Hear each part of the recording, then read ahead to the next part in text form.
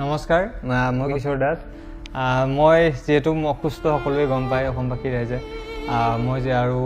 এইকাৰণে মোৰ ট্ৰিটমেণ্ট চলি আছে বম্বেত আৰু চিনেমাখনৰ প্ৰমোচনত মই অলপ নিজে থাকিব পালে নিজক সঁচাকৈ সুখী হ'লোহেঁতেন আপোনালোকৰ লগত ডাইৰেক্টলি এটা থ'লৈ বা সকলোকে লগ পালে ভাল লাগিলেহেঁতেন কিন্তু আজি এই মই বিশেষ অসুবিধাৰ কাৰণে আপোনালোকৰ মাজত আজি নাই কিন্তু একো নাই আপোনালোকে চিনেমাখন চাব কাৰণ এখন মোৰ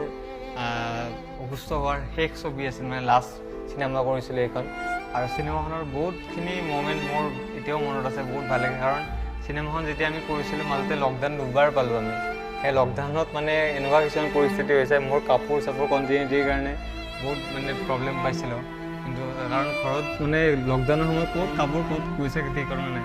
ইভেন মই নিজকে বডি মেইনটেইন কৰাৰ কাৰণে ছেম লুকছ ৰখাৰ কাৰণে বহুত মেইনটেইন কৰিছিলোঁ ডাইৰেক্টৰ সংগীতাক মই বহুতবাৰ কৈছিলোঁ যে কি হ'ব মই শকত হৈ গ'লে দিগদাৰ হ'ব তাৰপিছত মই বহুত মেইনটেইন কৰি